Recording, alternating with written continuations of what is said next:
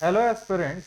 तो आज की क्लास में हम लोग डायरेक्ट जो आपका एडमिनिस्ट्रेशन रहा छत्तीसगढ़ में, डायरेक्ट मराठा रूल जो एडमिनिस्ट्रेशन है वो समझने की कोशिश करेंगे। सबसे पहले आज हम लोग सारे किंग्स के बारे में देखेंगे जो लास्ट क्लास में मैंने आप लोगों को पूरे एक्सप्लेन किए हैं।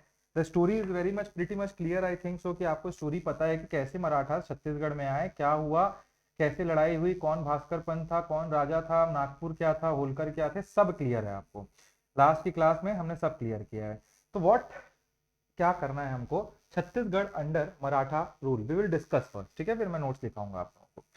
छत्तीसगढ़ में मराठा एडमिनिस्ट्रेशन का राइज जो होता है वो कलचुरी पावर के डिक्लाइन के साथ होता है। This is what you can understand because we have read Kalachuri dynasty earlier.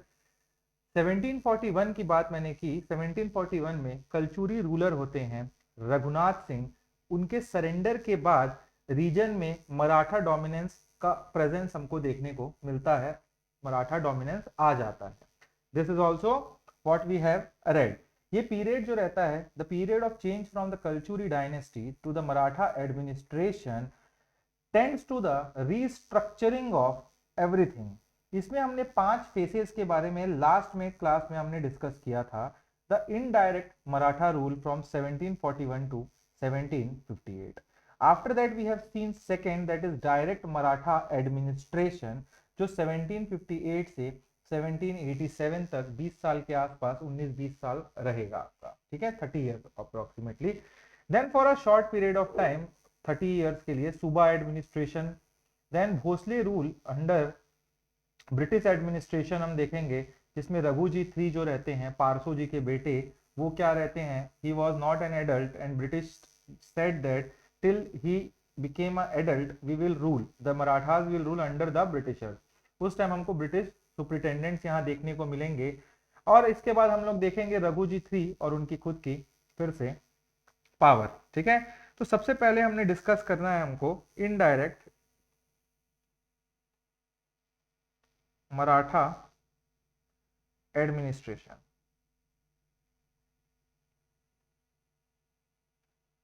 From 1741 to 1758, ठीक है।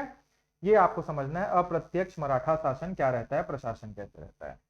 तो ये मैं बता चुका हूं, फिर बस रिवाइज करवा रहा हूं यहाँ, ठीक है। तो भास्कर पंत रहते हैं और वो निकलते हैं टुवर्ड्स द ईस्ट एक्सपेडिशन, और वो कल्याण गिरी गोसाई को भोसले रिप्रेजेंटेटिव बना के रघुनाथ सिंह के राज में रतनपुर में छोड़ के चले जाते हैं। इसका मतलब रघुनाथ सिंह अब सिर्फ और सिर्फ एक नॉमिनल नाम मात्र के रूलर रह जाते हैं। मेन काम मराठास का रहता है। तो ये बोल सकते हैं कि Raghunath Singh was ruling under the Marathas in which the representative was Kalyan Giri Gosai. Raghunath Singh और कल्याण गिरी गोसाई के बीच में कॉन्फ्लिक्ट होते हैं, मतभेद होते हैं, जब जब कुछ कुछ डिसीजन लेना होता था, जिसमें गोसाई जो होते हैं, कल्याण सिंह गोसाई को रघुनाथ सिंह जो होते हैं उनको अरेस्ट करवा देते हैं। गुस्से में, राजा तो वही रहते हैं उस इलाके में। तो मराठास को ये हार, मतलब ऐसा इन्होंने कैसे करवा दिया, ये इनको एक्सेप्ट नहीं होता है। और 1745 में मराठास ने रघुनाथ सिंह को हटा दिया वहां से और मोहन सिंह को अपना नया रिप्रेजेंटेटिव बना दिया। आपको याद होगा रघुनाथ सिंह वाली स्टोरी जो मैं बता रहा था, रघुनाथ सिंह के पहले जो उनके फादर थे वो बोले थे मोहन सिंह को कि मैं राजा बनाऊंगा। मोहन सिंह रायपुर में थे। मोहन सिंह फॉरेस्ट में निकलते हैं, क्या करने, फॉरेस्ट में हंटिंग करने, और उसी टाइम उनको पता ही नहीं चलता है और यहाँ रघुनाथ सिंह को बना दिया जाता है राजा। तो उनका वैसी कॉन्स्पिरेसी था, वो जाते हैं भोसलेस के पास और ऐसा रूल, मतलब बोला जाता है कि वो भोसलेस के पास गए और भास्कर पंत को यहाँ पे लड़ने के लिए बोलते हैं, और फिर ऐसा ऐसा होता है माहौल, आपको पता होना चाहिए। तो रघुनाथ सिंह को फिर क्या किया जाता है, मारा नहीं जाता है, उसको हटा के मोहन सिंह को बैठा दिए। तो रघुनाथ सिंह को कुछ गांव दिए जाते हैं। क्या गांव दिए जाते हैं, रतनपुर के आसपास से कुछ कुछ गांव को दिया जाता है उनको, कि आप जीने और सब्सिस्टेंस के लिए उनको दे दिया जाता है, ठीक है। इसके बाद मोहन सिंह उसके बाद 1745 से लेके 1758 तक, अपनी डेथ तक, मराठा सुपरविजन के अंडर रतनपुर से रूल करते हैं। तो this is the indirect administration, जिसमें 2 कलचुरी रूलर हमको देखने को मिले। तो अगर क्वेश्चन पूछता है कितने Kalachuri ruler indirect administration of Marathas में थे, तो 2 थे। एक थे आपके रघुनाथ सिंह और दूसरे थे आपके Mohan Singh. Very much clear, ठीक है। तो ये 2 आपके हो गए। Now the next topic is second, आप बोल सकते हैं डायरेक्ट मराठा। 1758 के बाद की बात हो रही है अब, एडमिनिस्ट्रेशन। ये आपका टाइम होता है 1758 से लेके 1787 तक का टाइम, ठीक है। इस पर्टिकुलर टाइम पे डायरेक्ट मराठा का रूल रहता है। तो समझना है हमको, मराठा जो मराठास होते हैं वो 1750 में रायपुर ब्रांच के कलचुरी किंग रहते हैं अमर सिंह, उनको उनके ऊपर अटैक करने की कोशिश करते हैं और वो बिना रेजिस्टेंस के क्या कर देते हैं, हार मान लेते हैं, सरेंडर कर देते हैं। मराठास ने उन्हें फिर क्या करने, जीने खाने के लिए 3 गांव दिया। 3 कौन कौन से गांव दिए, राजिम दिया, पाटन दिया उनको और रायपुर दिया। ये 3 जगह उनको दे दिए, चाहे जाओ खाओ जियो ऐश करो आप, हम पूरा रायपुर का एडमिनिस्ट्रेशन आपका हमारा। लेकिन आपको पता होना चाहिए भोसले एडमिनिस्ट्रेशन ने शिवराज सिंह, जब इनके बेटे होते हैं आपके, किसके, अमर सिंह के बेटे होते हैं शिवराज सिंह, वो आते हैं गद्दी पे, तो उनसे ये 3 के 3 गांव जो राजिम, पाटन और रायपुर है वो वापस ले लेते हैं और उनको सिर्फ और सिर्फ महासमुंद के पास एक बार गांव करके जगह है और थोड़े मोड़े छोटे छोटे गांव को दे देते हैं कि आप अपना सब्सटेंसेंस, मतलब आप अपना जीवन व्यापन करने के लिए इन गांव का मदद ले सकते हैं, इस टाइप से। इससे हमको देखने को मिलता है जो आपके छत्तीसगढ़ में, जस्ट अ सेकेंड, आपको ये देखने को मिलता है कि छत्तीसगढ़ में हमको इस टाइम पे मराठा कंट्रोल कंप्लीटली स्टेब्लिश होते दिख रहा है, ठीक है।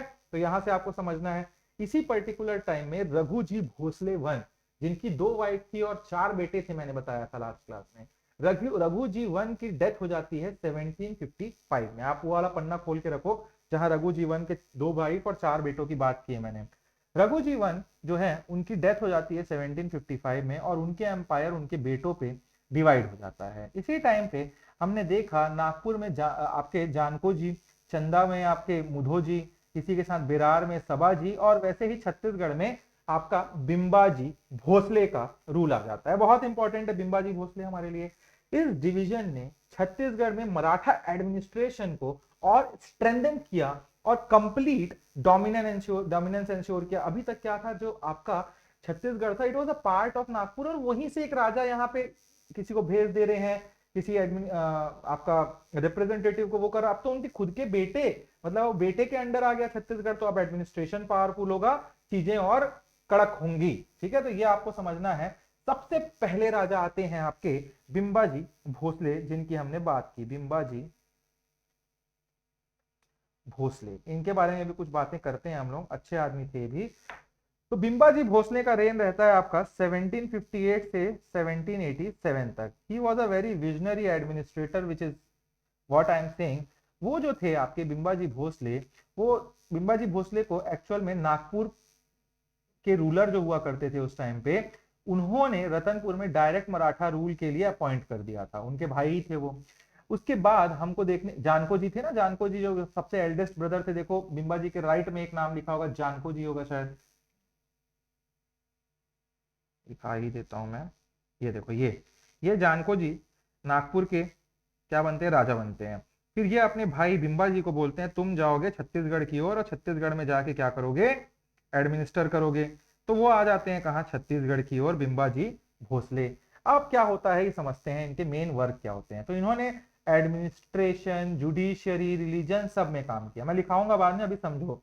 तो रायपुर और रतनपुर को एक सिंगल एडमिनिस्ट्रेटिव यूनिट बना दिया इन्होंने आके। पहले क्या हो गया था, जब कलचुरी का टाइम था तो रायपुर अलग हो गया था, रतनपुर अलग हो गया था, और इसके बाद भी वैसा ही चलता रहा थोड़ा मोड़ा। जब ये आते हैं तो इन्होंने देखा कि 2 हिस्सा क्यों, तो इन्होंने रायपुर और रतनपुर को एक ही एडमिनिस्ट्रेटिव यूनिट बना दिया। मतलब अब अलग अलग जगह से ये रूल नहीं होगा, एक ही जगह से होगा, और इसको बोला इन्होंने कि रतनपुर इसका कैपिटल बनेगा। इसी पर्टिकुलर टाइम में Maratha style of revenue record taking का भी इन्होंने तरीका छत्तीसगढ़ में इंट्रोड्यूस किया, जैसे मराठा रिकॉर्ड किया करते थे चीजों को। आफ्टर दैट जुडिशियली देखा जाए तो ये रतनपुर में जस्टिस प्रोवाइड करने के लिए इन्होंने एक कोर्ट स्टैब्लिश किया। तो ये भी आपको पता होना चाहिए, क्वेश्चन में कुछ भी पूछ सकता है। 4 नंबर का क्वेश्चन आ जाएगा मेंस पे कि राइट अबाउट बिंबाजी भोसले, तो ये सब लिखना होगा, ठीक है। 10 नंबर में आ गया, सब लिखोगे, जुडिशियल वर्क। फिर रिलीजियस वर्क इनके क्या रहते हैं, तो रतनपुर में एक हिल है, रतनपुर के एक छोटा सा पहाड़ है, उस पहाड़ के ऊपर आप कभी जाओगे तो राम भगवान का एक टेम्पल है, और वो बहुत प्राचीन टेम्पल है जिसका नाम है राम टेकरी टेम्पल। और ये राम टेकरी टेम्पल को बिंबाजी भोसले ने ही कंस्ट्रक्ट कराया था। If there is a question who constructed Ratanpur Ram Tekri temple, तो the answer will be Bimbaji Bhosale. Ratanpur में ही इन्होंने लक्ष्मी नारायण टेम्पल बनवाया था। क्या बनवाया था? लक्ष्मी नारायण टेम्पल भी इन्होंने रतनपुर में बनवाया था, इसको भी आपको पता होना चाहिए। साथ में मुस्लिमों के लिए भी इन्होंने मॉस्क बनवाए थे रतनपुर के आसपास जूना वाले इलाके में। तो this is how you get to know that he was a somewhat secular type of personality. Possibly ये भी बोला जाता है कि जो आपका दूधाधारी मठ है रायपुर का, उसको इन्होंने रेनोवेट करवाया था। तो ये भी आपका हो गया। तो इनका जो पूरा रेन होता है, रूलिंग का टाइम होता है, this is what shows that religious tolerance in Bimbaji Bhosle. ये बहुत ज्यादा रिलीजियसली टॉलरेंस था इनके अंदर। कल्चरल वाइज देखोगे तो आपका विजयदशमी के टाइम पे आप सोने का पत्ता, जैसे जब वो मार के निकलते हैं हम लोग, तो एक दूसरे को लोग पत्ते पकड़ाते हैं, सोन पत्ता बोल के। तो वो जो आपने, जो हम आज भी करते हैं दशहरा में, रावण दहन के बाद बाहर निकल के वो पत्ता जो एक दूसरे को पकड़ाते हैं लोग, वो इन्हीं से विजयदशमी के टाइम पे गोल्ड लेटर जो गिफ्टिंग की जाती थी वो इन्हीं के टाइम से चालू हुई थी। ऑल्सो इन्होंने मराठी और उर्दू लैंग्वेज को प्रमोट किया था बहुत हद तक। टैक्स सिस्टम की बात करें, टैक्स सिस्टम इनके टाइम पे कैसा था? तो अर्लियर मराठा के अगेंस्ट, जो अर्लियर मराठा हुआ करते थे, बिंबाजी भोसले ने कोई हार्श टैक्स नहीं लगाया। छत्तीसगढ़ में जो टैक्सेशन चल रहा था उसी टैक्सेशन को कंटिन्यू कराया। इन्होंने बोला नहीं यार कुछ नहीं करना है, हमको नया ऐसे माहौल नहीं बनाना है कि टैक्स वैक्स से हालत खराब कर दे, जो चल रहा है चलने दो। तो आप ये बोल सकते हो कि इनके टाइम पे कोई नया टैक्स इंपोज नहीं किया गया, एग्जिस्टिंग जो सिस्टम था वही चेंज नहीं किया गया, चलता रहा 20-25 साल पूरा। ये इसी टाइम पे रेवेन्यू नागपुर नहीं भेजा करते थे, आपको ये भी पता होना चाहिए, बल्कि लोकल डेवलपमेंट के लिए ये यूज कर लिया करते थे। अपने आप को इंडिपेंडेंट टाइप से भी थोड़ा सा माहौल बना लिए थे ये अपने भाई थे, और ये कोई नागपुर पैसा नहीं भेजते थे। ये जो पैसा आ रहा था उसको जबरदस्त टाइप से पॉपुलर, इसीलिए बहुत पॉपुलर किंग हुआ करते थे आपके मराठास के टाइम पे छत्तीसगढ़ में। इन्होंने पब्लिक वेलफेयर के लिए खर्चा किया, और ये जमींदार के साथ और प्रिंसली स्टेट के साथ इनके काफी अच्छे रिश्ते हुआ करते थे। बट कुछ जमींदार थोड़े से थे जिनको इनको हार्शली सप्रेस करना पड़ा, जो जमींदार रेबल करते थे। उनमें हम पढ़ते हैं खैरागढ़ के जमींदार हुआ करते थे, वो थोड़ा सा रेबल टाइप का इनसे करने लगे, टैक्स नहीं देंगे ऐसे टाइप से बना रहे थे अपना माहौल, तो इन्होंने उनके ऊपर टकोली दैट इज टैक्स को बढ़ा दिया। वैसे ही कोरबा के जमींदार हुआ करते थे, कोरबा के जमींदारी छीन ली इन्होंने, उनका जमींदार ज्यादा उचक रहे थे तो कन्फिस्केट कर दिया उनकी जमींदारी को। साथ में वैसे ही हमको देखने को मिलता है चांपा के जो जमींदार थे वो इनिशियली बहुत अपोज करने की कोशिश कर रहे थे आपके बिंबाजी भोसले को, बट बाद में कॉम्प्रोमाइज हो जाता है और इंडिया मतलब बिंबाजी के अंडर वो आ जाते हैं। वैसे ही आपके धमदा के जमींदार थे, ये बहुत ज्यादा बोल रहे थे कर रहे थे, और इनको फिर लड़ाई वड़ाई टाइप से होता है, वो डिफीट हो जाते हैं धमदा के जमींदार, और जाके वो जल समाधि ले लेते हैं तालाब वलाब में। ठीक है, तो आपको ये भी पता होना चाहिए कि जब बस्तर में इन्वेजन होता रहता है काकत्यास का, तब ये जो कांकेर के किंग होते हैं उनको ये सपोर्ट करते हैं। तो ये भी इनका एक छत्तीसगढ़ के कॉन्टेक्स्ट में रीजनल जो डायनेस्टीज हैं उनके साथ भी हमके देखने को मिलता है कि काकत्यास जब अटैक कर रहे होते हैं तो कांकेर की सोम डायनेस्टी जो लोग होते हैं उनका ये हेल्प करते हैं कांकेर की किंग के। और तो और इन्होंने 2 नई जमींदारी अपने टाइम पे बनवाई जो काफी बार क्वेश्चन में पूछता है, that is Rajnandgaon and Khujji. ठीक है, तो ये आपको पता होना चाहिए, मॉडर्न हिस्ट्री में ये काफी इंपॉर्टेंट रहेगा आपका जो जमींदारीज हैं। ठीक है, how was the administration and governance at the time of Bimbaji Bhosle? तो बिंबाजी ने नागपुर से एक्सपीरियंस एडमिनिस्ट्रेटर अपने टाइम पे बुलाए, जो नागपुर पे बहुत साल से काम कर रहे थे एडमिनिस्ट्रेटर अलग अलग चीजों पे, उन सबको यहाँ बुलाए, विच इंक्लूड्स घोड़ो महादेव, कृष्ण भट्ट उपाध्याय, ठीक है, ये सबको कृष्णा मोहते, कृष्णा जी मोहते, माधव रामचरण, बहुत सारे लोगों को ऐसा बुलाया, मैं लिखा दूंगा उन सब लोगों का नाम। तो इसके बाद बिंबाजी भोसले 1787 में विदाउट एन हायर चाइल्डलेस उनकी डेथ हो जाती है। उनकी उस पर्टिकुलर टाइम पे 3 वाइफ्स होती हैं, Umabai, Ramabai, Anandi by. Umabai, Ramabai, Anandi by 3 wife हुआ करती थी। उमाबाई जो है वो सती ले लेती हैं, और आपको जो रतनपुर में सती चौरा देखने को मिलता है वो उन्हीं के नाम पे है, that is the evidence of Umabai Sati, उन्होंने जो परफॉर्म किया था। इसके साथ साथ उनकी जो सेकंड वाइफ होती हैं रमाबाई, वो कहीं एकदम दुख में फॉरेस्ट की ओर चली जाती हैं, और उनका हमको इतना ही नॉलेज है वो फॉरेस्ट चली जाती हैं। Here comes the role of Anandi Bai. Anandi Bai जो है वो एडमिनिस्ट्रेशन में पावर ले लेती हैं, और राम टेकरी टेम्पल जो बिंबाजी भोसले ने एक पहाड़ में रतनपुर में बनवाया था, वहीं पे उसके सामने वो छोटा सा एक टेम्पल बनवाती हैं बिंबाजी के याद में, और एक काला कलर का मूर्ति बनवाती हैं बिंबाजी का statue. This is what you have to No, after that there is a power struggle between the Bimbaji. After the Bimbaji's death, there was a सूबेदार, पहला सूबेदार भेजते हैं वहां पर सेंटर से, सुबह सिस्टम चालू हो जाएगा। वो नेक्स्ट क्लास में जब सुबह सिस्टम पढ़ेंगे तो ये वापस स्टोरी आएगी। अभी इतना समझ लो कि आनंदीबाई अब पावर में आती है और सेंटर से एक सूबेदार, पहला सूबेदार आते हैं महिपत राव दिनकर। अब ये महिपत राव जब दिनकर आते हैं तो बिंबाजी जो बोलती हैं अब मैं करूंगी रूल यहाँ छत्तीसगढ़ से, और महिपत राव दिनकर को भेजा जाता है वहां। मराठा शासन भोसले नागपुर से भेजे होते हैं, तो यहाँ पे एक टसल आ जाता है इन दोनों के बीच में। तो आनंदीबाई के साथ कंट्रोल के लिए फाइट चालू होती है महिपत राव दिनकर की, आनंदीबाई की। इसी टाइम में आनंदीबाई 1801 में मर जाती हैं। तो इसमें एक फिर क्या होता है ना कि एक टसल को खत्म भी कर दिया जाता है, दोनों फिर काम भी करने लगते हैं साथ में। बट ये 1801 में मर जाती हैं, डेथ हो जाता है इनका, और जिसके बाद छत्तीसगढ़ में भोसले डोमिनेंस का पूरा एंड होके सूबेदार सिस्टम हमको देखने को मिलेगा। ठीक है, तो this is what you have to know about Bimbaji Bhosle. ये बिंबाजी भोसले की 3 वाइफ और उनकी स्टोरी। नाउ नेक्स्ट कम्स, मैंने जो बताया था आपको चिमनजी भोसले, कहाँ गया ऊपर हमारा, देखते हैं। तो ये पहले हमने क्या पढ़ा देख रहे हो, ये बिंबाजी हो गए कंप्लीट अब। ठीक है, बिंबाजी इज डन। अब हम चिमनजी पढ़ेंगे। चिमनजी के बाद वेंको जी और अप्पा साहब। फिर ये सेकंड नंबर पे चिमनजी है, फिर ये वेंको जी हैं और ये अप्पा साहब हैं। ठीक है ना, ये 4 रूलर हमारे पास हैं क्या छत्तीसगढ़ में जो रूल करते हैं। तो मैंने बताया था बिंबाजी के बाद वो अपने भाई मुधो जी के मंझले बेटे चिमनजी भोसले को, अपने भतीजे को अडॉप्ट किए रहते हैं और वो बन जाते हैं आपके क्या, रूलर। ठीक है, तो ये हम आगे बढ़ते हैं फिर से। Now we will talk about Bimbaji Bhosle के बाद सेकेंड चिमनजी भोसले। चिमनजी भोसले ये रूल करते हैं 1787 से एक ही साल के लिए 1788 तक, तो एडी। ठीक है, बिंबाजी के बाद उनके एल्डेस्ट ब्रदर जो होते हैं, एल्डर ब्रदर जो होते हैं, एल्डेस्ट नहीं, एल्डेस्ट तो जानको जी हैं, एल्डर ब्रदर उनके होते हैं, एक बड़े भाई जो उनकी ही माँ से होते हैं, वो होते हैं मुधो जी। अब मुधो जी के बेटे होते हैं चिमनजी भोसले। चिमनजी भोसले को वो अडॉप्ट कर लिए होते हैं, और जैसे ही 87 में वो एक्सपायर करते हैं तो चिमनजी भोसले राजा बन जाते हैं। अब बिंबाजी की विडो रहती है आनंदीबाई, वो चाहती थी कि चिमनजी रतनपुर में रहें और एडमिनिस्ट्रेशन मैनेज करें। भाई मैंने बताया ना 3 वाइफ थी आपकी बिंबाजी की, 2 वाइफ, एक सती हो गई, एक फॉरेस्ट चली गई, और आनंदीबाई की चल रही थी वहां पे कि मैं अब एडमिनिस्ट्रेशन में साथ दूंगी। तो आनंदीबाई चाहती हैं कि चिमनजी जो है वो रहे कहाँ, रतनपुर में, और वहीं से एडमिनिस्ट्रेशन मैनेज करें। लेकिन चिमनजी के रूल बहुत शॉर्ट लिव था, और तो वो 1788 में मिस्टीरियस सर्कमस्टांसेस में मर जाते हैं। There is a conspiracy theory about that, कि बहुत से हिस्टोरियन ये बिलीव करते हैं कि उनके बड़े भाई हुआ करते थे रघु जी टू, भाई रघु जी टू उनकी अनटाइमली डेथ के पीछे थे। तो देखो रघु जी टू कहाँ है,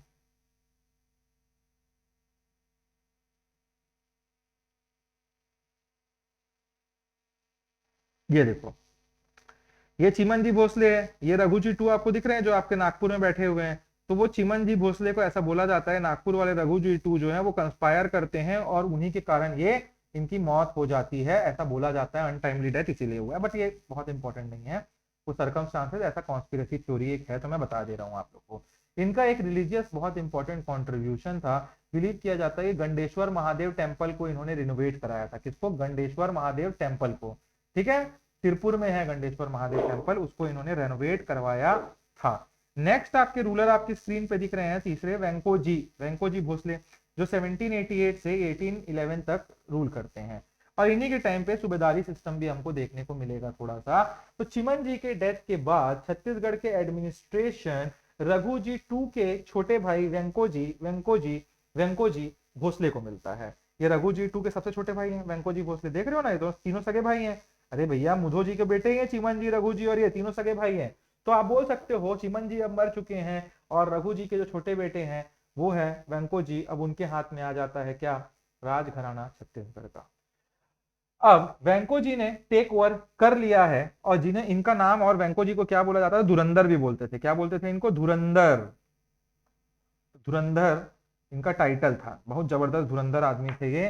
वेंको जी को छत्तीसगढ़ में रूल करने में ज्यादा इंटरेस्ट नहीं था, ही डजंट लाइक कि रूल मेरे को नहीं करना छत्तीसगढ़ में, ऐसा इंटरेस्ट नहीं था।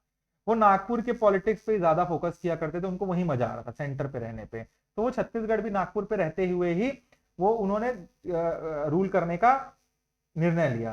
तो उनको ऐसा लगा कि अब भाई मेरे बगैर रहते छत्तीसगढ़ में मेरे लिए कोई एक मेरा पर्सनल आदमी जाएगा और उसको बोला जाएगा सूबेदार। तो इसी कारण से उन्होंने छत्तीसगढ़ को सूबेदार के थ्रू गवर्न करने का डिसीजन ले लिया। This period mark the beginning of a subedari administration in Chhattisgarh. What you can say if question is asked when and at the time of which king the Subedari system was started in Chhattisgarh, then you have to know the Venkoji Bhosle was the eldest son of Raghuji II and Chimanji Bhosle के बाद वेंकोजी आते हैं और Venkoji doesn't want to rule from Chhattisgarh, इसीलिए उन्होंने नागपुर में रहते हुए he wanted to be inside the politics of Nagpur, तो उन्होंने सूबेदार से अपॉइंट किए छत्तीसगढ़ में। So this period marks the beginning of Subedari administration in Chhattisgarh, a very crucial point with respect to our examination point of view.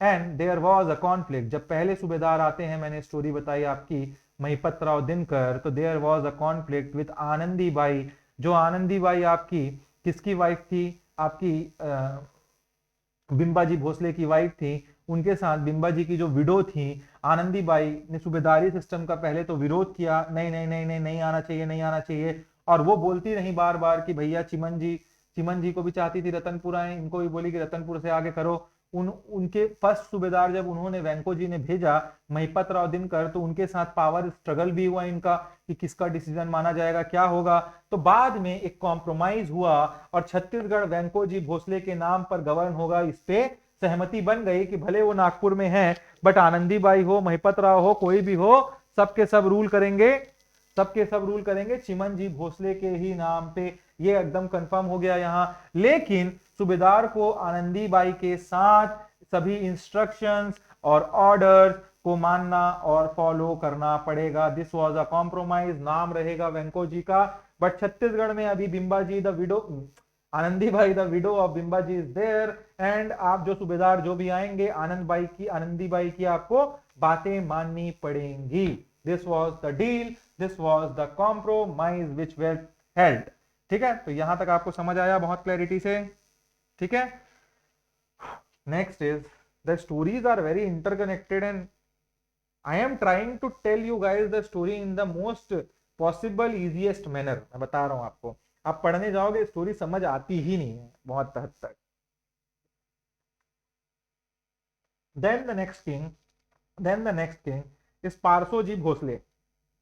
ठीक है, पारसो जी भोसले। तो वेंको जी के डेथ के बाद a weak ruler was there at the time of, यहां पे मैंने एक नहीं बताया है आपको, ये जो पारसो जी है ना, ये पारसो जी हैं, ये एक वीक रूलर थे और रघु जी के जो छोटे भाई हुआ करते थे, तो ये रघु जी के बेटे हुआ करते थे। ठीक है, तो आपको पता होना चाहिए। उसके बाद इसको मैं रेड में भी लिख लो थोड़ा सा, ये पारसो जी, मैंने ब्लू में लिख लिया है पारसो जी भोसले। तो इसके बाद नेक्स्ट रूल आता है आपका पारसो जी भोसले का, और ये देखो आपको देखने को मिलेगा 18, ये 18 है, फिर ये 16 आ जाता है। तो ये पारसो जी भोसले जो है आपका, ये रूल करते हैं 1811 से लेके 1816 तक। ठीक है, 16 के बाद आप देख रहे हो 16 से 18 अप्पा साहब है। तो अब समझते हैं पारसो जी की स्टोरी क्या रहती है। तो वेंको जी के डेथ के बाद छत्तीसगढ़ का जो एडमिनिस्ट्रेशन है वो नागपुर के रूलर रघु जी टू के अंडर आ जाता है। ये देखो ऊपर में रघु जी टू लिखे हुए हैं आपके, भैया मर गए अब कौन, वेंको जी। तो रघु जी टू के डेथ के बाद 1816 का टाइम होता है जब रघु जी टू जो है वो उनकी डेथ हो जाती है। और उस टाइम उनके बेटे होते हैं पारसो जी, जो फिजिकली और मेंटली थोड़े से वीक रहते हैं। ठीक है, पारसो जी बहुत के टाइम पे फिजिकली मेंटली वीक है, तो उनके टाइम पे एडमिनिस्ट्रेशन काफी वीक रहेगा हमारे पास। तो पारसो जी रूल करने में काफी इनकेपेबल हो रहते हैं। इसीलिए जो अप्पा साहब रहते हैं ना, ये आपकी स्क्रीन में 1816 से लिखा है, फोर्थ मैंने लिखा है, ये अप्पा साहब वेंको जी के बेटे रहते हैं। ठीक है, वेंको जी के बेटे हैं अप्पा साहब, देख रहे हो ना, वेंको जी के नीचे अप्पा साहब लिखा है। तो अप्पा साहब वेंको जी के बेटे जो हैं, उनको एडमिनिस्ट्रेशन हैंडल करने में पारसो जी को हेल्प करते हैं। ठीक है, लेकिन अप्पा साहब जो हैं उनका गवर्नेंस में छत्तीसगढ़ के लिए कोई जो रहता है अच्छा नहीं रहा, वो बहुत डिजास्ट्रस रहा इनका। तो अप्पा साहब ऐसा बोला जाता है कॉन्स्पिरेसी करते हैं, ये देखो ये है ना, यहाँ मैंने बनाया, ये देखो ये वाला। तो ऐसा बोला जाता है कि जो अप्पा साहब हैं वो कॉन्स्पायर करते हैं विद ब्रिटिश रेसिडेंट जेनकिंग। ये देखो मैंने लिखा है, ये किंग है अभी पारसो जी, ये नागपुर के किंग है और उन्हीं के नाम पे अभी जैसे रघु जी टू वेंको जी मरते हैं तो रघु जी टू के नाम पे पूरा रूल हो रहा था क्या छत्तीसगढ़, फिर रघु जी टू खत्म होते हैं तो पारसो जी के नाम पे रूल हो रहा था। तो जो अप्पा साहब रहते हैं, पारसो जी एक तो फिजिकली मेंटली थोड़े से इल, तो अप्पा साहब एडमिनिस्ट्रेशन संभालते थे। भाई तो थे, भतीजे तो थे उनके, भाई थे सॉरी, हाँ भतीजे थे। तो इसके बाद वो चाहते हैं क्या, वो चाहते हैं कि मैं रूल करूं नागपुर से, तो वो ब्रिटिश रेसिडेंट रहते हैं जैनकिंग, वो जैनकिंग के साथ कंस्पायर करते हैं। और ये क्या बोलते हैं कि 1816 में उन्होंने सीक्रेटली ब्रिटिश के साथ सब्सिडियरी ट्रीटी साइन कर ली। एक सब्सिडियरी अलायंस की ट्रीटी हुआ करती थी ब्रिटिशर्स की, जिसमें वो जो लोकल रूलर हुआ करते थे उनके साथ अलायंस करते थे और बोलते थे कि आप हमको आपको हम पूरा सपोर्ट करेंगे, सब चीजें करेंगे, एक अलायंस हुआ करता था। तो ये सब्सिडियरी अलायंस की ट्रीटी उन्होंने बिना क्या बोलते हैं बात किए पारसो जी से ट्रीटी साइन कर ली, ठीक है। अब इसके बाद जो क्या होता है, पारसो जी की डेथ कैसे होती है, तो 1817 का टाइम होता है और पारसो जी बहुत ही मिस्टीरियस सर्कमस्टांसेस में उनकी डेथ हो जाती है। हिस्टोरियंस ये बिलीव ही करते हैं कि जो मर्डर इनका मर्डर करवाया गया था, अप्पा साहब ने इनका मर्डर करवा दिया था। तो इसके बाद आपको पता होना चाहिए, इनकी जो वाइफ होती है पारसो जी की, इनका नाम होता है काशी बाई, ये सती हो जाती हैं, ठीक है। तो ये भी आपको एक दूसरा सती देखने को मिल रहा है, पहला सती हमने उमाबाई का देखा, बेम्बा जी की वाइफ जो थी, और ये दूसरा सती हमको देखने को मिला। अब आता है आपका अप्पा साहब का रूल 1816 से लेके 1818 तक। पारसो जी के डेथ के बाद अप्पा साहब भोसले 1817 में रूलर बनते हैं, लेकिन उनका जो रेन होता है ब्रिटिश के साथ कॉन्फ्लिक्ट और अनटाइमली, आप बोल सकते हो उनका डाउनफॉल इसी से होता है, उनकी हमेशा टसल बना रहता है ब्रिटिशर्स के साथ। अब होता होता यह है कि 1817 में अप्पा साहब को पीसफुली ये ब्रिटिशर्स ही क्राउन करते हैं the king of Nagpur, the king of Bhosle. वो ब्रिटिशर्स के साथ सब्सिडियरी ट्रीटी से बहुत डिससेटिस्फाइड रहते हैं, जो ट्रीटी होती है साइन, ब्रिटिशर्स उसको उतना अच्छे से फॉलो नहीं कर रहे होते हैं। तब इन्होंने जो पेशवा होते हैं पुणे में, बाजीराव टू उस टाइम होते हैं, उनके साथ मिले वो, और पिंडारीज का एक ग्रुप हुआ करता था। पिंडारीज क्या होते थे, पिंडारीज आपको देखने को मिला होगा, बहुत सारी मूवीज में देखने को मिलता है मराठा वराठा लोग में, कि जो घूमते रहते हैं और कहीं भी लूट देते थे उन लोग, मतलब एक ट्रूप ऑफ पीपल होता था, लुटेरे होते थे, वो लूट देते थे लोगों को, गांव गांव लूट देते थे, किंग को लूट देते थे। तो इन पिंडारीज के साथ आप बोल सकते हो लुटेरे थे, लुटेरों का गैंग था, ठीक है। तो ब्रिटिश डोमिनेंस जो उस टाइम पे था, जो सब्सिडियरी अलायंस अप्पा साहब को पसंद नहीं आ रहा था, और उस ब्रिटिश डोमिनेंस को चैलेंज करने के लिए उन्होंने पिंडारीज लीडर चित्तू के साथ अलायंस कर लिया। और उसने बाजीराव टू जो पेशवा हुआ करते थे उनके साथ भी अलायंस कर लिया। तो अप्पा साहब, पिंडारी प्लस बाजीराव टू, ये तीनों। अब अपोनेंट कौन हो गया, ब्रिटिशर्स हो गए, ये तीन एक साइड हो गए, और अपोनेंट हो गया ब्रिटिशर्स। और यही एक मेजर रीजन बनता है आपका, जो हम हिस्ट्री में पढ़ते हैं, third Anglo Maratha war of 1817-1818। ये अलायंस जो है अप्पा साहब, बाजीराव टू और पिंडारीज का लड़ता है ब्रिटिशर्स के खिलाफ, और इस वॉर को थर्ड एंग्लो वॉर बोलते हैं, मराठा वॉर। और यहां आपको पता होना चाहिए कि मराठास को डिफीट का सामना करना, मराठास हार जाते हैं। बैटल होता है बैटल ऑफ सीताबर्दी। सीताबर्दी में 1817 में ये बैटल होता है अप्पा साहब और ब्रिटिशर्स के बीच। यहां जबरदस्त वॉर होती है, अप्पा साहब, पिंडारी और बाजीराव टू मिलके करते हैं लड़ाई। अप्पा साहब तुरंत डिफीट होते हैं और उन्होंने सरेंडर कर देते हैं उसके बाद। तो this tends to the end of rule of Appa Sahab in 1818। अप्पा साहब को ब्रिटिश ने पावर से हटा दिया। This marks the beginning of British direct influence इन छत्तीसगढ़। तो ये आपका टॉपिक अब इनडायरेक्ट एडमिनिस्ट्रेशन का खत्म हो जाता है। समझे कि नहीं आप तो? यहां तक पूरा हमने पढ़ लिया, तीन को स्टोरी पूरी लाइन देख ली। अब हम लोग को नोट्स भी प्रिपेयर करना पड़ेगा, ठीक है ना। तो बहुत इंपॉर्टेंट चीज तो बचा हुआ है, नोट्स प्रिपेयर करना। Just a second, okay.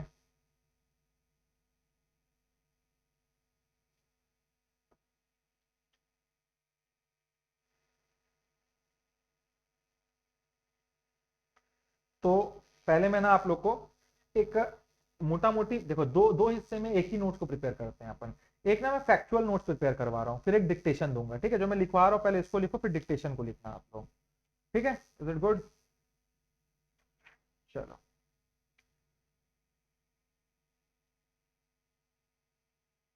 Direct Maratha rule कब से कब मैंने बोला? 1758 से 1787 तक का, ठीक है? ये एक टाइम रहा। नागपुर में मैंने बोला था इस टाइम कौन रहते हैं डायरेक्ट मराठा रूल में? रघु जी वन। छत्तीसगढ़ में रहते हैं कौन? पहला बिम्बाजी भोसले 1755 से 87, और सेकंड रहते हैं आपके चिमन जी भोसले 1787 88 के आसपास, एक साल के लिए बस, ठीक है ना? तो ये आपको पता होना चाहिए। कैपिटल इनके टाइम पे क्या हुआ करती थी? अगर क्वेश्चन पूछता है तो कैपिटल आपका रतनपुर ही हुआ करता था, अभी तक रायपुर नहीं हुआ है कैपिटल। मेन लैंग्वेज मैंने कौन सा बताया आपको? उर्दू और मराठी। बिम्बा जी के टाइम ये इंट्रोड्यूस होता है ना, मराठी और उर्दू। अब हम पढ़ते हैं बिम्बा जी भोसले आगे, इसको लिख लो आप लोग पॉज करके।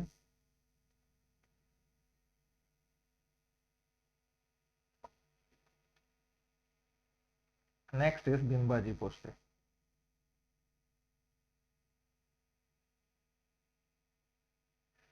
बिम्बा जी भोसले जो रहते हैं, उनके फादर रहते हैं आपके रघु जी, ठीक है? ब्रदर रहते हैं इनके तीन, मैंने बताया आपको वहां पे, मुधो जी, जानको जी, तबा जी। अब मेरे को ये बताना नहीं पड़ना चाहिए, ठीक है? सब पता है आप लोग को स्टोरी। नेक्स्ट,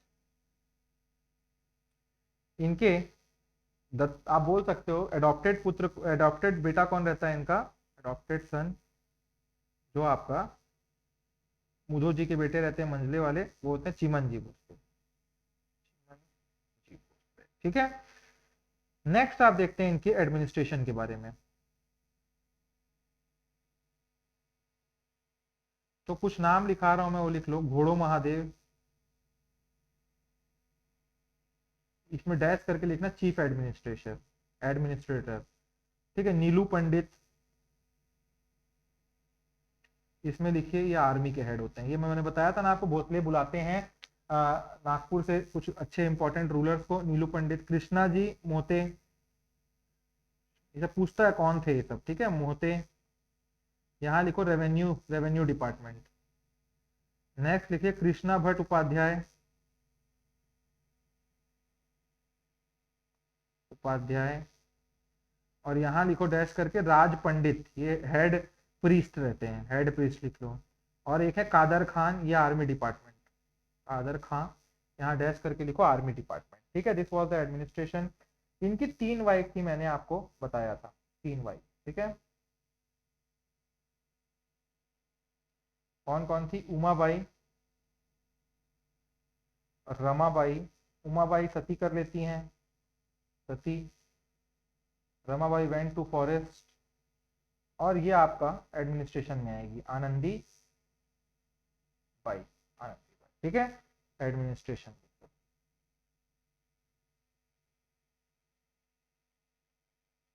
ठीक? तो ये आपका एक मोटा मोटी, इसको लिख लीजिए आप लोग। जैसा मैं लिखवा रहा हूँ ये सारी चीजें मेरे को आपको कॉपी में ऐसे ही चाहिए, ठीक है? सिर्फ सुनना नहीं, क्लास बैठ के कुछ भी नहीं लिख लेना है। याद करने में ऐसे इजी रहता है, ऐसे इसलिए मैंने आप लोगों के लिए बनवाया है। Now we will talk about administration of Bimbaji Bhosle.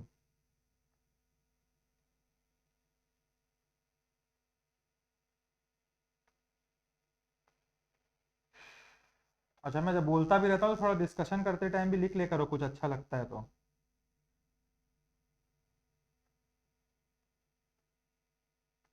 Administrative work क्या रहता है इनका, ये देखते हैं। फिर देखेंगे हम जुडिशियल वर्क क्या रहता है इनका।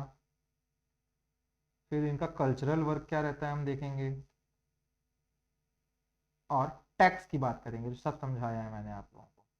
सबसे पहले मतलब एडमिनिस्ट्रेटिव वर्क के बारे में बात बोलते हैं हम लोग, करते हैं, ठीक है? एडमिनिस्ट्रेटिव वर्क में तो इन्हें मैंने स्टार्टिंग बताया था आपको, इन्होंने कंसोलिडेट किया रतनपुर और रायपुर को।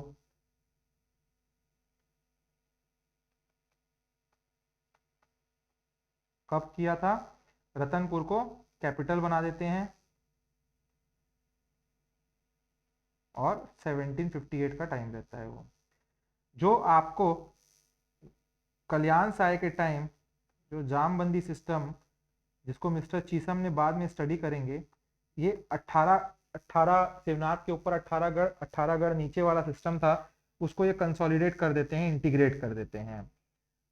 और जो मंडल और बारहो रहता है, मंडल एंड बारहो रहता है आपके कलचुरी के टाइम पे, इसको आपका हटा देते, ठीक है। और he was the Bimbaji Bhosle was the first king to से छत्तीसगढ़, ये भी पता होना चाहिए आपको, फर्स्ट किंग टू से छत्तीसगढ़। पहली बार किसी ने छत्तीसगढ़ का नाम बोला था तो वो बिम्बाजी भोसले ही थे, ठीक है। और इन्होंने he started Pargana system, Pargana system. बाद में हम देखेंगे, स्टार्टेड नहीं लिख सकते, सॉरी, परगना सिस्टम का ब्लूप्रिंट इन्होंने बनाया। आगे देखेंगे हम लोग, परगना सिस्टम आपका आएगा सुबह सिस्टम में, तो ब्लूप्रिंट ऑफ परगना सिस्टम आप लिख सकते हो, made by him, by him. Next लिख लीजिए इसी में, वॉज द आर्किटेक्ट, आज आर्किटेक्ट ऑफ परगना। अरे परगना कुछ नहीं है, जीएसटी टाइप का एक टैक्स सिस्टम है, समझेंगे आगे, ठीक है। Was architect of Pargana but cannot start it, start नहीं कर पाए थे ये, ठीक है। ये आपको पता होना चाहिए।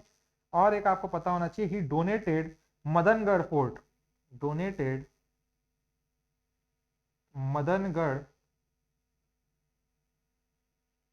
Fort to M Khan Tauran in lieu of military support.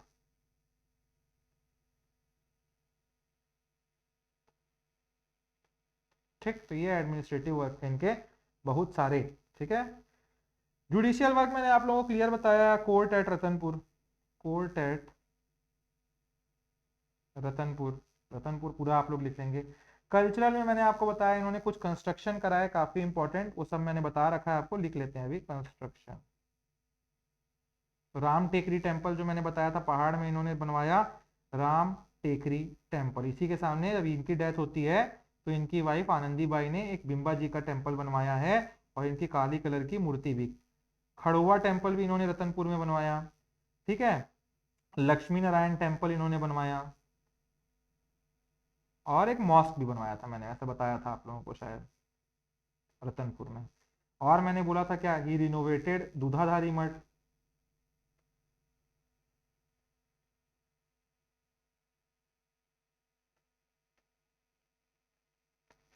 और गोल्ड लेटर, जो सोने का पत्ता, मतलब जो नॉर्मल पत्ता देते हैं हम लोग बोलते हैं सोना दे रहे हैं, सोना दे रहे हैं, गोल्ड लेटर ऑन विजयदशमी के टाइम जो स्टार्ट किया इन्होंने ही किया था। तो ये सब पता होना चाहिए, क्वेश्चन में कुछ भी पूछ देगा, तो कुछ भी क्यों छोड़े हम लोग नोट से। ये आपका इनका कल्चर हो गया। टैक्स में मैंने बोला no harsh tax was imposed, कोई टैक्स सिस्टम में चेंज नहीं था, no excesses were there in that particular time, and no tax remitted to Nagpur, ठीक है। इसमें लिख लीजिए ये, और लिखिए the money that was collected from taxation was used for public welfare. तो this is the administration of Bimba ji. एक बार और मैं आपको दिखा देता हूं, आप लोग इसको लिख लेंगे, कुछ कहीं छूटा होगा तो।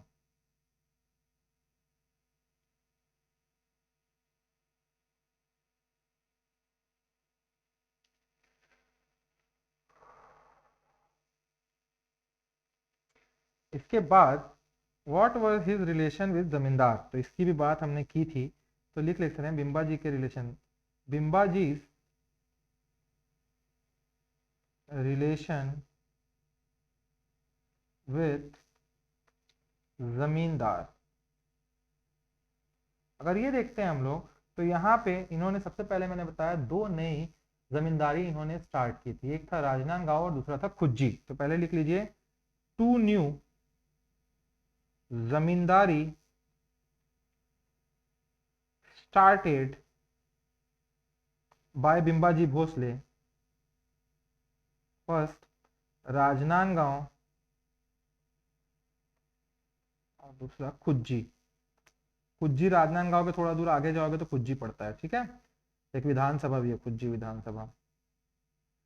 तो ये आपको समझ आ गया।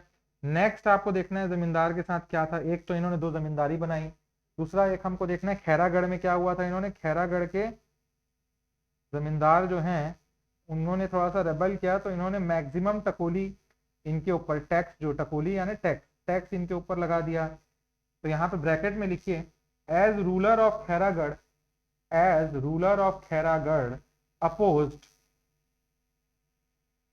ठीक है, ब्रैकेट क्लोज।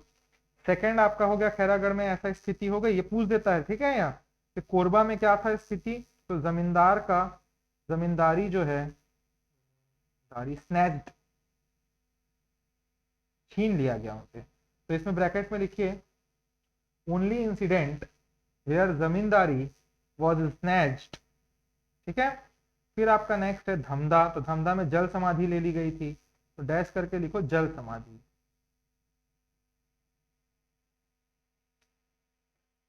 अपनी वाइफ के साथ ये जल समाधि लेते हैं यहाँ के जमींदार, ठीक है। This is what you know. और एक आखिरी है आपका कांकेर, तो कांकेर में मैंने बताया था डैश करके लिखो बिंबा जी सपोर्टेड धीरज DHIRAJ Singh versus Bastar king, तो कांकेर के किंग थे वर्सेस बस्तर किंग, ठीक है। नाउ द नेक्स्ट इज थोड़ा सा आगे बढ़ाएंगे हम स्टोरी को, और आगे बढ़ाते हुए हम लोग पढ़ेंगे कि अब बिंबा जी की डेथ हो जाती है, उनके बाद का सीन क्या है। पढ़ तो लिया हमने, लिखते हैं आफ्टर बिंबा जी भोसले क्या होगा। तो हमने पढ़ा बिंबा जी भोसले डाइड इन 1787, ठीक है ना। इसके बाद मैंने बोला कि किंग बनते हैं इनके अडॉप्टेड जो मुधो जी के बेटे रहते हैं, चंदा के जो रूलर होते हैं उनके बेटे जो चिमन जी होते हैं वो किंग बनते हैं, चिमन जी। बट वो जो है वो नागपुर से ही, उनको नागपुर बहुत पसंद था और वो नागपुर में ही रह के क्या करना चाहते थे, रूल। और इन्होंने एक बहुत इंपॉर्टेंट टेम्पल को रेनोवेट किया था, आपका ये पता होना चाहिए, जो सिरपुर में है आपका गंगा गंडेश्वर महादेव टेम्पल, लिख लीजिएगा, ठीक है इसको। इनकी वाइफ रहती है तीन, मैंने आपको बात कर चुका हूं इसके बारे में मैं। एक वाइफ होती है इनकी आनंदी बाई, दूसरी होती है उमाबाई और तीसरी होती है रामाबाई। तीन इनकी वाइफ होती हैं। जब बिंबा जी की मौत होती है, डेथ हो जाती है, तो जो उमाबाई होती हैं वो सती हो जाती हैं, और उन्हीं के नाम पे सत्ती चौरा जो है आपका रतनपुर का है, ये आपका एविडेंस है, ठीक है। नेक्स्ट रमाबाई जो है वो फॉरेस्ट चली जाती हैं, ठीक है, in sorrow she went to forest. Anandi Bai queen होती हैं जो, वो अब आती हैं पिक्चर में। 1787 से 1801 तक का रूल रहता है इनका, ठीक है। अब ये देखो 1787 में मरे, तो ये 13 साल तक इनका बहुत भौकाल रहता है। तो यही जो होती हैं, जो आपकी उमाबाई सती होती हैं, उस जगह पे she made sati chaura. Also मैंने क्या बताया है, statue of Bimbaji Bhosle at Ram Tekri temple, in front of Ram Tekri temple, black colour का है वो। इन्होंने और क्या किया, तो श्री लक्ष्मी नारायण टेम्पल रतनपुर फोर्ट के अंदर बनाया। लिख लीजिए Shri Lakshmi Narayan temple inside Ratanpur fort, ठीक है। और इन्हीं के टाइम फर्स्ट जो आपके चिमन जी भोसले जो सूबेदार भेजते हैं नागपुर से, वो इन्हीं के टाइम पे आते हैं। तो वहां मैं जो भी लिखा हूँ, मैं लिख नहीं पा रहा हूँ, टेक्निकली थोड़ा सा इशू है, 2 सेकंड लगेगा। इसमें लिख लीजिए फर्स्ट सूबेदार महिपत राव दिनकर फॉर्ट आनंदीबाई, ठीक है।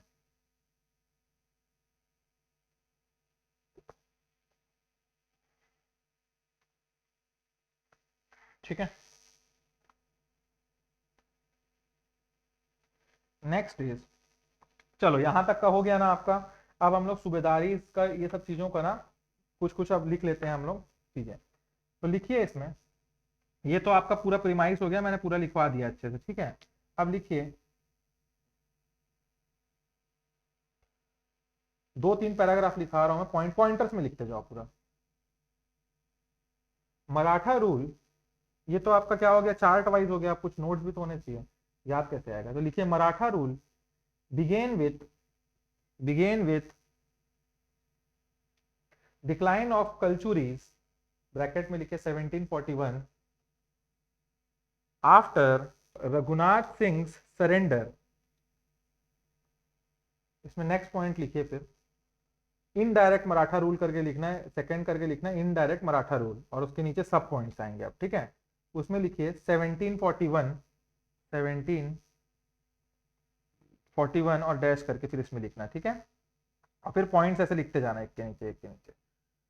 भास्कर पंत डिफीटेड रघुनाथ सिंह, ब्रैकेट में Ratanpur Kalchuri, bracket close. Second point लिखिए, Kalyan Siri Gosai appointed as Bhosle representative, bracket में लिखिए Raghunath Singh nominal ruler, comma, bracket close के बाद, गुसाई was arrested by Raghunath Singh, next point लिखिए फिर, in 1745 Maratha removed Raghunath Singh and appointed Mohan Singh as ruler,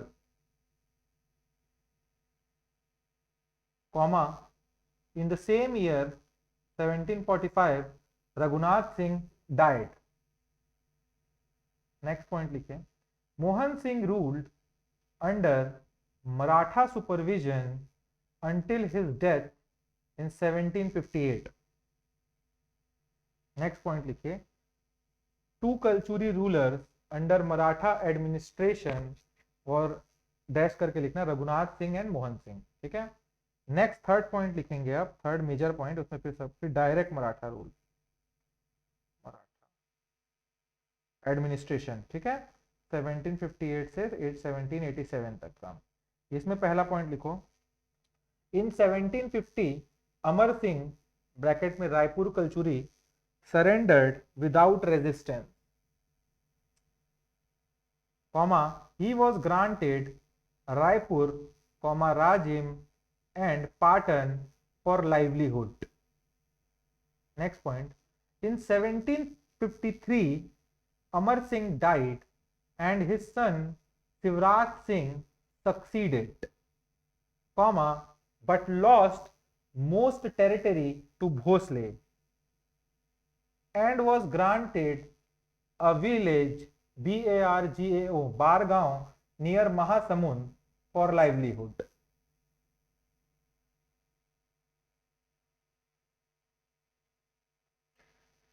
इसी में लिखे तो next point, in 1755 after the death of Raghuji Bhosle I, Chhattisgarh went to Bimbaji Bhosle, bracket में लिखे independent. अब next लिखेंगे, नेक्स्ट सीधा रूलर के बारे में, बिम्बाजी भोसले लिखो, बिम्बाजी भोसले मैंने लिखा दिया है वैसे सब चीजें, आपको लिखना हो तो इसको मैं, ये तो मैंने देखो चार्ट बनवा के लिखा ही दिया है सारी चीजें, ठीक है। यहाँ पे कहाँ गया ये, इन्हीं चीजों को मैं अच्छे से अब डिफाइन करके लिखा रहा हूँ, अगर लिख लीजिए, इसमें लिखिए Bimbaji Bhosle 1758 to 87। He was appointed for direct Maratha rule in Ratanpur, comma, he ruled independently। Next लिखिए, मेन वर्क करके लिखना, he integrated Raipur and Ratanpur and made Ratanpur as capital. Also he introduced Maratha revenue record keeping। Next लिखिए, he established court in Ratanpur। Next point लिखिए, he built Ram temple on Ratanpur hill, bracket में लिखिए Ram Tekri temple, comma, Khandoba temple, सब लिखा हुआ है screen में, comma, mosque, comma, he renovated Dudhadhari Math, comma, maintained religious tolerance. Next लिखिए introduce gold letter gifting comma bracket में विजयदशमी कॉमा ब्रैकेट क्लोज करके promoted Marathi and Urdu.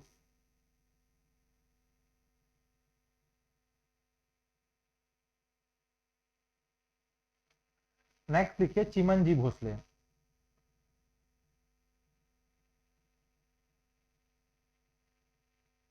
Seventeen 1787 to 1788 उस पे लिखिए चिमनजी भोसले में he was the successor of Bimbaji bracket में लिखिए मुधोजी सन।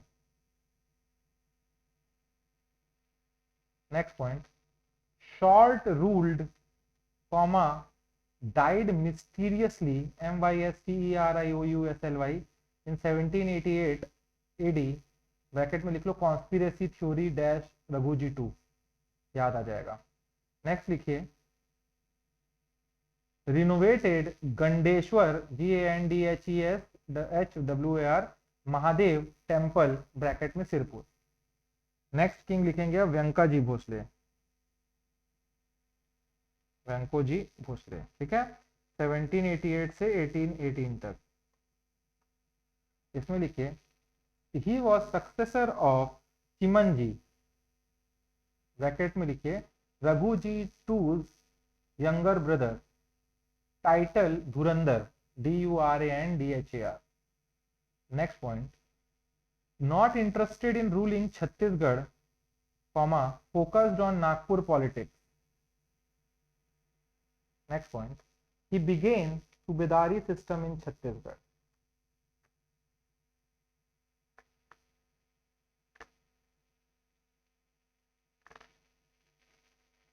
Next लिखिए conflicts with Anandi Bai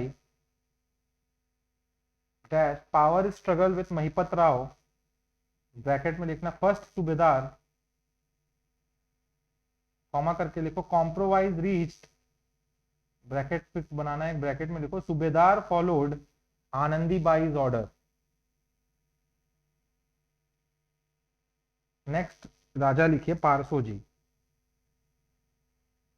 जी भोसले 1811 से 1816 AD तक। लिखिए आफ्टर वेंको जी administration under Raghu ji 2 bracket में लिखिए नागपुर रूलर वेंको जी के बाद रघु जी 2 के पास चला जाता है। नेक्स्ट लिखिए इसमें after Raghu ji 2 death bracket में 1816 कॉमा ब्रैकेट क्लोज करके comma his son Parso ji के बाद ब्रैकेट में लिखिएगा physically oblique mentally weak bracket close became successor. Next point लिखिए अप्पा साहब ब्रैकेट में Venko ji son bracket close given administrative responsibility due to Parsoji's weaknesses. Next point, Appa Sahab conspired with British resident Jenkins and secretly signed subsidiary treaty bracket में लिखिए 1816। Next point लिखिए इन 1717 पारसोजी died mysteriously and his wife KASHI Kashibai committed Sati. Next लिखिए अप्पा साहब भोसले आखिरी है आज का। ये रूल करते हैं 1816 से 1818 AD। तो यहां लिखिए he became ruler in 1817 after पारसोजी's डेथ। Next point, dissatisfied with subsidiary treaty, he allied with Pindari leaders and Peshwa Bajirao II, which led to Third Anglo-Maratha War bracket में लिखिए 1817-18 resulting in Battle of Sita Bardi। Appa Sahab was badly defeated and he surrendered. Hence, in 1818, Appa Sahab was removed from power by Britishers। ठीक है ना। चलिए आज की class is done. Next अब सुबह एडमिनिस्ट्रेशन होगा, नेक्स्ट टॉपिक होगा नेक्स्ट क्लास में होगा। This is what it is, खत्म आज का टॉपिक, ठीक है। कीप स्टडिंग, कीप रिवाइजिंग, इससे अच्छे नोट्स नहीं मिलने वाले हैं आपको एक जगह पे। पढ़ो इसी को, इतना इसके लिए तो आप पीडीएफ को आपको फॉलो करने की जरूरत भी नहीं, मैं तो बोलूंगा। मैं एक एक चीज इसीलिए लिखा दे रहा हूँ। अगर कोई आलसी है तो वो पीडीएफ फॉलो कर सकता है, हमने बनाया है बहुत अच्छे से, उसको भी बहुत अच्छे से है, उसको कर सकते हो आप फॉलो, नो डाउट, बट ये मोर देन इनफ है मेरे हिसाब से भाई। देख लो फिर आप लोग को जैसे करना है, we have provided both the things. Thank you for watching the classes. Book तो मत ही लेना कहीं और से कुछ और, ठीक है। We have provided the notes, more than enough है ये। Thank you for watching the classes then. Keep smiling, be happy.